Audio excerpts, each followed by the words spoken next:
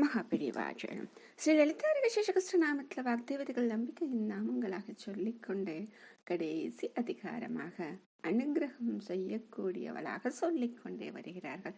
அப்படி சொல்லும் பொழுது விஞ்ஞானகரணா என்று சொன்னார்கள் இல்லையா? அடுத்ததாக சொல்லப்படுவது கல்யா என்ற நாமத்தில் சொல்லக்கூடிய அற்புதமான ஒரு நாமம்.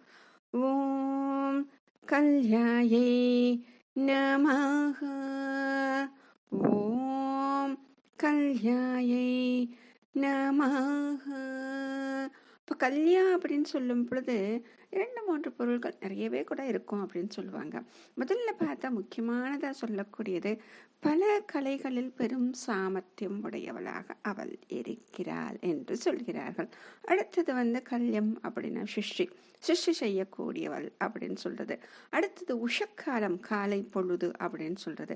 அடுத்தது ரோகம் இல்லாமல் இருப்பது, மங்களமான வாக்கு, இப்படி நிறைய இருக்கு.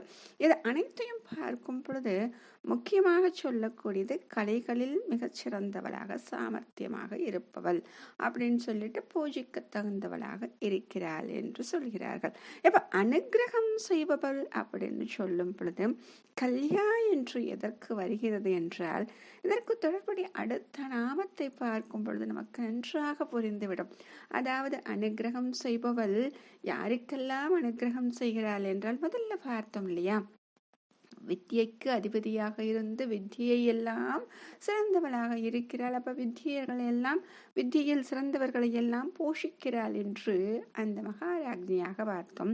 இப்பொழுது அனுகிரகம் செய்கிறாள் என்று சொல்லும் பொழுது யாரெல்லாம் இந்த கலைகளில் சாமர்த்தியம் உள்ளவளாக இருக்கிறார்களோ அவர்களுக்கு அனுகிரகம் செய்கிறாள். அப்ப அந்த சாமர்த்தியம் எங்கு இருந்து கிடைக்கும் என்றால் அவளிடம் இருந்துதான் கிடைக்கும்.